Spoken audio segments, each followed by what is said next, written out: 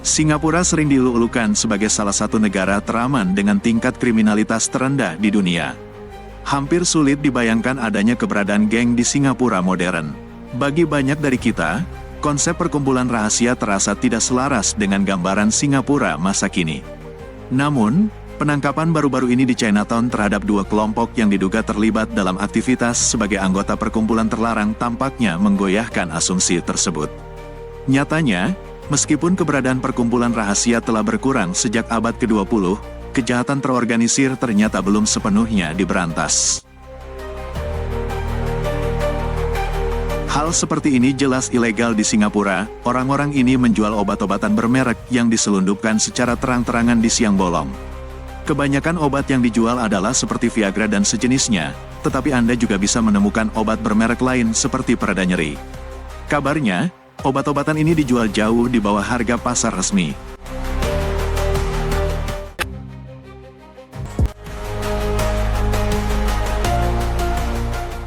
Sebelum kita menyelami kondisi terkini, Anda mungkin penasaran seperti apa wajah kejahatan terorganisir dalam sejarah Singapura dan bagaimana perkembangannya dari waktu ke waktu. Beberapa benda kuno di galeri sejarah, yang dilihat saat kunjungan baru-baru ini, membantu memahami lebih lanjut sejarah Singapura bersama negara tetangga terdekatnya, Malaysia. Dengan bantuan laporan rincian dari pelindung orang Tionghoa pertama di negeri-negeri Selat, William Alexander Pickering, koleksi tersebut menceritakan kisah menarik tentang asal-usul kelompok rahasia di Tiongkok dan bagaimana anggota triad masuk ke negara kita berdua, yang dulu dikenal sebagai Malaya. Pickering, dalam laporannya tahun 1878, menjadi pejabat Eropa pertama yang secara terbuka menyebut kelompok rahasia sebagai triad. Istilah ini berasal dari Samhab, yang berarti Trinitas Tiga. Dalam tradisi Tiongkok, ini mengacu pada persatuan langit, bumi, dan manusia. Pickering menelusuri sejarah triad hingga masa pemerintahan Kangxi, Kaisar ketiga dinasti Qing. Pada abad ke-17, sekelompok biksu petarung dari biara Shaolin Fujian datang membantu pasukan Kaisar, yang kalah melawan pasukan penyerang dari negara Silu, sekarang Mongolia Dalam. Sangat berterima kasih atas bantuan tepat waktu tersebut, Kaisar memberi biara sebuah segel kekaisaran, yang memberi perintah yang dikeluarkan oleh kepala biara kedudukan yang sama dengan perintah kekaisaran. Kangxi meninggal pada tahun 1722 dan digantikan oleh putra keempatnya, Yin Chen, yang memerintah sebagai Kaisar Yongzheng. Selama 14 tahun pemerintahan singkat Yongzheng, seorang hakim setempat sangat marah ketika perintah Shaolin bertentangan dengan keputusannya. Dengan marah, hakim tersebut mengirim laporan palsu kepada Yongzheng, menuduh adanya pelanggaran serius di biara. Tanpa penyelidikan lebih lanjut, Kaisar memberi wewenang kepada hakim untuk membunuh para biksu Shaolin dan meratakan biara mereka dengan tanah. Beberapa malam kemudian, hakim dan anak buahnya mengepung kuil dan membakarnya. Terbangun dari tidur lelap mereka oleh asap tebal, para biksu berusaha melarikan diri tetapi hanya 5 yang berhasil. Sisanya, 128 orang, meninggal. Para biksu yang selamat bersembunyi di hutan untuk menghindari penangkapan. Suatu hari, saat minum di sungai, mereka menemukan mangkuk porselen yang bertuliskan, "Gulingkan Qing, kembalikan Ming," mengambang di air. Mereka menganggap kejadian itu sebagai pertanda dari langit dan menjadikannya seruan perjuangan mereka. Para biksu akhirnya bergabung dengan Chen Qinnan, mantan menteri yang dipecat secara tidak adil oleh Yongzheng beberapa tahun sebelumnya. Chen mengusulkan pembentukan organisasi rahasia bernama Tiandihui, Perkumpulan Langit dan Bumi, sebagai gerakan perlawanan bawah tanah untuk membebaskan rakyat dari pemerintahan Manchu yang menindas. Karena belum cukup kuat untuk melancarkan pemberontakan besar, mereka menyebar ke seluruh Tiongkok dengan tujuan mencari pengikut dan mencapai tujuan mereka di waktu yang lebih tepat.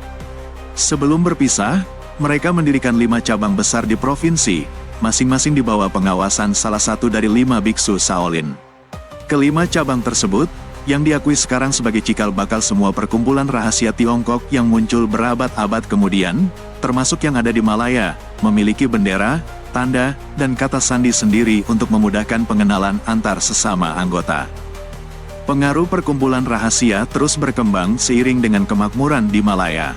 Perkembangan ini didorong oleh masyarakat yang kurang informasi dan ketakutan, yang bersedia membayar uang perlindungan kepada salah satu pihak agar terhindar dari pemerasan saingan mereka. Sebelum dianggap kriminal, Perkumpulan rahasia tidak jauh berbeda dengan perkumpulan marga. Keduanya membantu imigran Tiongkok dengan menyediakan jaringan persaudaraan untuk dukungan dan bantuan keuangan, terutama penting bagi imigran Tiongkok baru yang merasa terasingkan oleh pemerintah kolonial. Bagaimana perkumpulan rahasia terbentuk di Singapura? Perkumpulan rahasia awal yang terbentuk di Singapura dapat ditelusuri ke Tian Di Hui yang didirikan di Fujian, yang diyakini sebagai triad pertama yang pernah terbentuk. Hongmen, perkumpulan rahasia pertama yang didirikan di Singapura, berasal dari Tian Di Hui.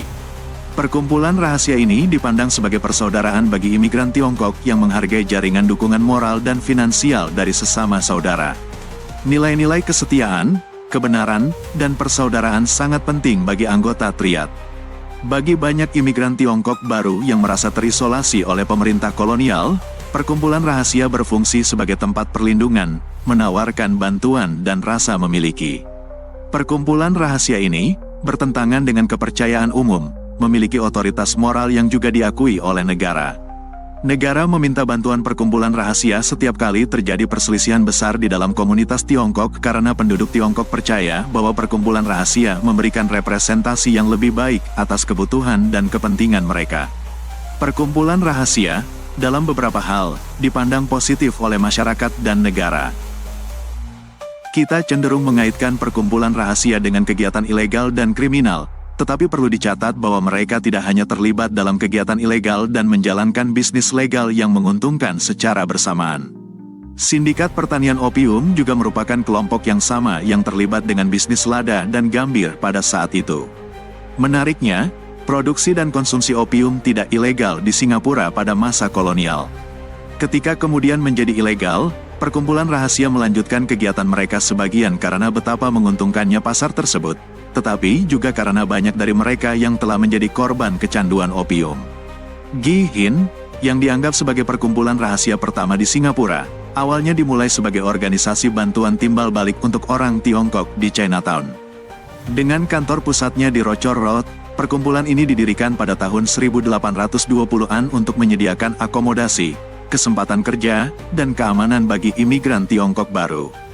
Pada awalnya, Gi Hin bahkan membantu polisi menjaga ketertiban dan menyerahkan anggota yang melanggar hukum. Seiring Gi Hin tumbuh dalam ukuran dan pengaruh dari tahun 1830-an, ia mulai mengendalikan perkebunan lada dan gambir serta perdagangan beras, serta pertanian opium dan industri kejahatan yang menguntungkan. Pada tahun 1877, Inggris mendirikan Protektorat Tiongkok untuk mengelola perkumpulan rahasia dan mengekang kegiatan mereka melalui pengawasan dan pengendalian. Salah satu langkahnya adalah pendaftaran perkumpulan rahasia sehingga pemerintah dapat memperoleh informasi penting seperti nama, lokasi, kepala, dan anggota setiap perkumpulan. Kecanduan opium, perjudian, dan prostitusi adalah 3 masalah sosial terbesar yang melanda komunitas Tiongkok di Chinatown. Para pelaku kejahatan ini berasal dari semua lapisan sosial masyarakat tanpa memandang latar belakang atau profesi. Kejahatan ini berakar dalam komunitas Tiongkok karena beberapa faktor. Pilihan hiburan praktis tidak ada bioskop atau tempat musik, dan opera yang diselenggarakan oleh organisasi sukarela atau marga hanya dipentaskan selama festival. Mengingat struktur sosial komunitas Tiongkok awal, yang didominasi oleh perantau laki-laki yang menghadapi kesulitan setiap hari, mudah untuk melihat mengapa mereka tergoda oleh banyaknya toko opium, tempat judi, dan rumah bordil yang ditemukan di Chinatown. Apa yang melanggengkan pertumbuhan masalah sosial ini di Singapura abad ke-19? Munculnya toko opium adalah akibat dari sistem pertanian opium yang dibuat oleh pemerintah kolonial. Di bawah sistem ini, pemerintah memonopoli pasokan opium mentah dan menyewakan hak untuk menyiapkan dan mendistribusikan opium kepada pedagang atau sindikat Tiongkok yang kaya. Karena kedua belah pihak mendapat untung besar dari sistem tersebut, tempat-tempat opium diizinkan berkembang hampir tanpa batasan.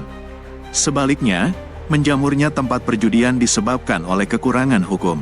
Setelah melarang perjudian pada tahun 1829, pemerintah kolonial tidak menindaklanjuti dengan langkah-langkah kuat untuk memberantasnya. Sebaliknya, ia terus mengandalkan peraturan yang ada yang sangat tidak efektif dalam menyelesaikan masalah perjudian. Misalnya, Undang-Undang Kepolisian tahun 1856 memperlakukan pelanggar perjudian dengan lunak hanya dengan denda. Meskipun polisi mencoba memberantas tempat perjudian ilegal dengan razia yang sering, mereka sering dihalangi oleh operator tempat judi yang menyewa preman sebagai penjaga atau dengan sering berpindah lokasi. Tempat-tempat judi juga menggunakan metode perjudian lain seperti lotere yang tidak memerlukan tempat. Setelah Singapura merdeka pada tahun 1965, pemerintah mengatur perjudian dengan mendirikan Singapore Pools pada tahun 1968. Polisi juga menindak tegas tempat-tempat judi dan undang-undang yang lebih kuat seperti Undang-Undang Rumah Judi Umum menjadikan rumah judi ilegal. Melihat Chinatown yang telah diremajakan saat ini, sulit membayangkan masa lalunya yang kelam. Lain kali Anda berjalan melewati ruko tua di Chinatown, yang sekarang dilestarikan dengan indah dan menampung kafe atau bar yang bergaya, luangkan waktu sejenak untuk menghargai sejarahnya dan memberi penghormatan kepada para leluhur kita yang bekerja keras di balik fasad tersebut untuk menjadikan Singapura seperti sekarang ini. Hal ini sekarang dipermudah oleh sekelompok mantan anggota Triad. Tur Jejak Triad, yang dipandu oleh mantan anggota geng yang telah bertobat, menawarkan kesempatan bagi orang lain untuk belajar tentang bagian sejarah negara kota yang kurang dikenal ini. Mari kita dengarkan cerita mereka. Alright. During the 1800s, this place was more like the Wild Wild West, okay, where anything goes, and what rules? Lawlessness rule.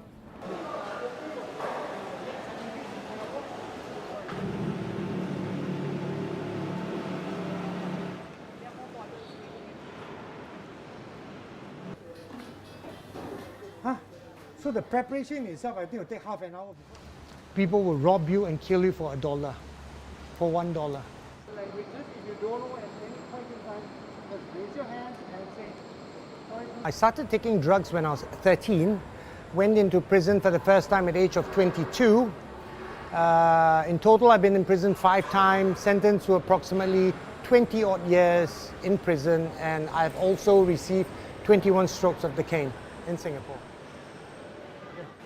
My name is Waiki. I was a former hitman of a 2-4 gang in the west side. So my first tattoo is always here. People in gang who are fighter, they'll put all these dots. But the gang doesn't require you to put the dots. I put the dots here because I scared people don't know I'm a fighter. 义气深似海, then 价值成万金. So the value is more than gold. Alive and dead. And this one is like gang logo. Hai Jing is my gang. So when people look, same thing, wear t-shirt like that, people say Hai Jing. Wow, hey, this one don't disturb. And they say, hey, my gang, you know. Ketika krisis finansial Asia tahun 1997 melanda, tingkat pengangguran Singapura berada pada titik tertinggi sepanjang masa. Hingga 28.300 pekerja diberhentikan. Ini adalah kesaksian dari seorang mantan ketua geng yang terpaksa bergabung dengan sebuah kelompok di tengah krisis. Wei Ki adalah anggota 24 Jihai Kim, salah satu dari banyak geng jalanan di Singapura. Geng jalanan adalah cabang dari perkumpulan rahasia awal di Singapura. Saat ini kejahatan terorganisir dilarang oleh pemerintah. Namun, ia terus beroperasi di bawah tanah. A lot of people lost their job. Most of the parents was trying to find job or trying to find some part-time to just to pay off bills, and then they got no time for us. Our parents divorced during our upper primary school. Then everything changed. It's not family anymore. I feel that there's no point studying hard. Like nobody to show to. Yeah, so I lost sense of belonging, lost the sense of identity until I found gang. In Set 4, I really a hitman because I have too many people under me. That's when one of my best friends passed away during a riot.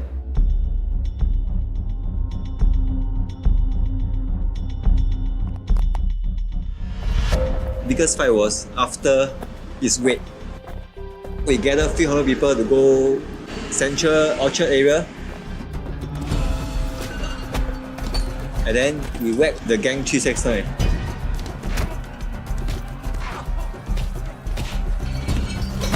Few hundred people, at least 3 gang crash around the whole street, just to take revenge.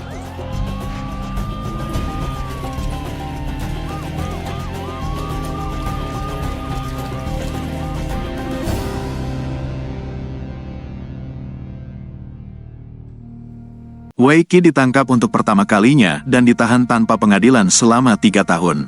First jail term was 4 years without any remission, but the second time in prison was 27 months. The third time was 5 years night stroke.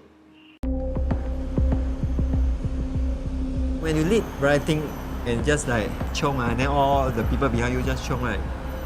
Damn sure. It's like you have the power to wipe off the people in front of you that you don't like.